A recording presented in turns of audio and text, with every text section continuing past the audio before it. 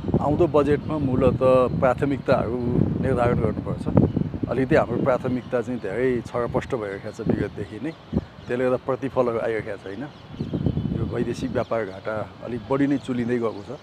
त्यसलाई सन्तुलन गर्ने कुरामा जोड दिनुपर्छ। त्यसको लागि नेपालभित्रै उत्पादन हुने कुरामा सरकारले बढी जोड दिनु पर्यो। विशेष गरी खाद्यान्न, लत्ता कपडाहरू जो हाम्रो अति आवश्यक दैनिक उपभोग छ, त्यो उपभोगलाई नेपालभित्रैबाट कसरी उत्पादनबाट पुर्याउने त्यसमा जोड दिनु पर्यो। कृषि उत्पादनमा यसबाट प्राथमिकतामा पनि अलिकति भनिएको छ। विशेष गरी यो कृषिको चाहिँ एउटा इकोसिस्टम बनाउने भनेको छ। जमिनदेखि, कृषि औजारदेखि, बिउ मलदेखि, प्रविधिदेखि अनि उत्पादन र बजारसम्मको सुनिश्चितता गर्ने हो भने हाम्रो कृषिमा उत्पादन बढ्छ, किसानहरू अलिकति उत्साहित ढङ्गले काममा लाग्छन्। त्यसो हुँदा कृषि उत्पादन बढ्यो भने हाम्रो चाहिँ धेरै मात्रामा यो वैदेशिक व्यापार घाटा चाहिँ सन्तुलनमा आउँछ। अर्कोतिर विदेशी मुद्रादेखि लिएर रोजगारी सृजना सम्बन्धमा त्यसमा हाम्रो कम छ। अनि सेवा बेच्ने भनेको शिक्षा, स्वास्थ्य, खास गरी यसलाई शिक्षाको हब बनाउने, स्वास्थ्यको हब बनाउने नेपाललाई। त्यसो भने विदेशी विद्यार्थी पनि यहाँ पढ्न आउँछन्। नेपाल एकदमै अब शान्तिप्रिय मुलुक हो, तटस्थ मुलुक पनि हो दुनियाँको यो द्वन्द्वको हिसाबले। त्यसो हुँदा धेरै देशका विद्यार्थीहरूलाई हामीले तान्न सक्छौँ, आकर्षण दिन सक्छौँ। अहिले पनि मेडिकल एजुकेसनमा कतिपय देशका विद्यार्थी यहाँ पढि नै रहेका छन्। त्यसलाई बढाउनु पर्यो। स्वास्थ्यको हब बन्न सक्छ हाम्रो, किनकि यो आँखा अस्पतालले मात्रै गएको साल 32 लाख विदेशीहरूलाई जाँचेको रहेछ। त्यो विदेशी भने अधिकांश भारतीय नै हुन्छ। हाम्रो सिमानामा यो आँखा अस्पताल छ। त्यसैले स्वास्थ्यको हब बनाउन सकियो, शिक्षाको हब बनाउन सकियो र आइटी सेक्टरलाई अलिकति प्रमोट गर्न सकियो भने सेवा उद्योग फर्स्ट आउँछ। पर्यटन पनि सेवा उद्योगभित्र पर्छ, त्यो फर्स्ट आउँछ। हस्पिटालिटी भने सेवा उद्योग नै हो। अर्को यो ठुला पूर्वाधारहरूलाई अलिकति प्राथमिकीकरण गर्नुपर्छ। प्राथमिकीकरण गरेर कुनमा लगानी गर्ने, कुनमा लगानी झिक्ने, यो कुरा अलिकति विचार गर्नुपर्छ। र आगामी दिनमा कच्चा पदार्थको भन्सार दर घटाउनुपर्छ जस्तो लाग्छ। त्यसो भने देशभित्र उद्योग व्यवसाय अलिकति फस्टाउन सक्छ भन्ने देखिन्छ। साथसाथै अब अलिकति यो हाम्रो आर्थिक सर्वेक्षण राम्रो छैन। त्यो आर्थिक सर्वेक्षण गरेर वास्तवमा राज्यले सेवा सुविधा दिनुपर्ने वर्ग कुन हो आर्थिक हिसाबले, विपन्न वर्ग होइन, त्यसलाई क्याटेगोरी गर्नु पर्यो। जो सम्पन्न छ, यो प्रोग्रेसिभ सिस्टम पनि के हो भने सम्पन्नबाट लिने हो, विपन्नलाई दिने हो। तर हाम्रो यहाँ सम्पन्न र विपन्नको डेटा नै छैन। त्यसो हुँदा सम्पन्नले पनि लिएकै छ, विपन्नले पनि पाइरहेका छैन। त्यसो हुँदा विपन्नहरूको डेटा अलिकति राम्रोसितले कलेक्सन गरेर राज्यले बरु उहाँहरूलाई दिनुपर्ने लोकल ल्यान्डका सुविधा जति पनि छ, सोसल सेक्युरिटी बढाइदिनुपर्छ। सम्पन्नहरूलाई जे गएको छ त्यसलाई कटौती गरिदिनुपर्छ। यस हिसाबले जाँदाखेरि हाम्रो आगामी वर्षको अर्थतन्त्र, खास गरी आर्थिक बजेटमा यी कुरालाई फोकस गरेर गयो भने हुन्छ होला। वास्तवमा पुँजीगत खर्च बढ्न नसकेर चिन्ताजनक अवस्था छ होइन। विकास भएन भन्छौँ, विकास खर्च नै बढेको छैन।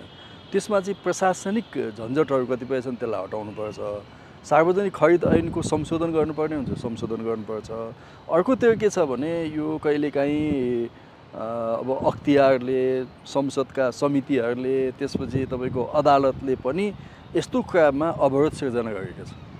खास बदमासी भएका ठाउँहरूमा इन्भेस्टिगेसन गर्ने कुरा ठिक छ, तर अनावश्यक ढङ्गले हेबोक क्रिएट गर्दाखेरि कर्मचारी र राजनीतिक नेतृत्वले जोखिम उठाउन सकेन, जोखिमै लिँदैन। जोखिम नलिकन विकास पुँजीगत खर्च बढ्दैन। पुँजीगत खर्च बढाउनलाई त्यो ढङ्गले हेर्नु पर्यो। अब अख्तियारले, यो संसदका समितिहरूले कुन कुरामा निर्देशन गर्ने, कुन कुरामा नगर्ने, अदालतले कस्तो निर्णय दिने, कस्तो नदिने, त्यो ख्याल गर्नु पर्यो। नत्र भने प्रोजेक्टमा सही गर्नुपर्ने, टेन्डरमा सही गर्नुपर्ने कुनै पनि कर्मचारी टेन्डरमा सही गर्न तयार छैन। किनभने भोलि अख्तियारले तानिदिन्छ, अर्को केले तानिदिन्छ भन्छ। अब त्यस हिसाबले हाम्रो चाहिँ यो सार्वजनिक खरिद ऐनलाई पनि संशोधन गर्नुपर्छ। अर्को चाहिँ अब ठुला प्रोजेक्टहरूमा जसलाई खटाइएको छ, निश्चित अवधिसम्म उसलाई त्यहाँबाट हटाउनु हुँदैन होइन। हाम्रो चाहिँ 6 महिना 8 महिना पनि हटाइदिने अवस्था छ नि, उसको पर्फर्मेन्स चाहिँ त्यहाँबाट हेर्नु पर्यो।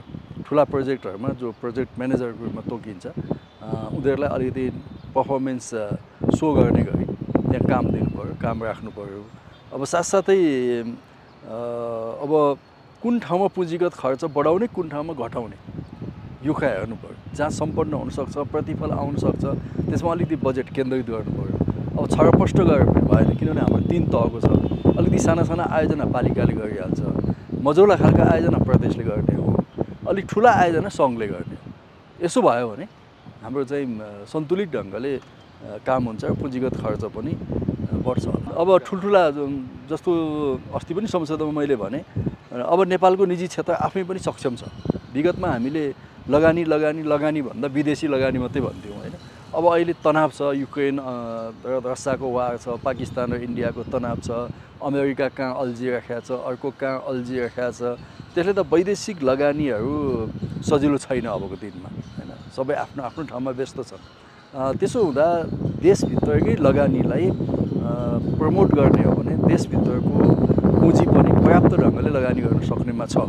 त्यसैले ठुला जलविद्युत आयोजनाहरू, ठुला भौतिक पूर्वाधारहरू, पर्यटनको क्षेत्रमा, हस्पिटालिटीको क्षेत्रमा, टेलिकम्युनिकेसनको क्षेत्रमा अब देशभित्रकै निजी क्षेत्रको लगानीलाई हामीले प्रमोट गर्नुपर्छ। उनीहरूलाई केही इन्सेन्टिभहरू दिनु पर्यो, केही एक्सेस राज्यले दिनुपर्ने जस्तो सडकको एक्सेस भयो, अरू कतिपय बिजुली पानी होइन सडकको एक्सेस राज्यले दिएर उहाँहरूलाई ठुला पूर्वाधारमा अब हस्पिटालिटीको क्षेत्रमा, ऊर्जाको क्षेत्रमा, जलविद्युतको क्षेत्रमा लगानी गरेर अब ट्रान्समिसन लाइनमा पनि निजी क्षेत्र किन नआउने होइन, निजी क्षेत्र आओस्।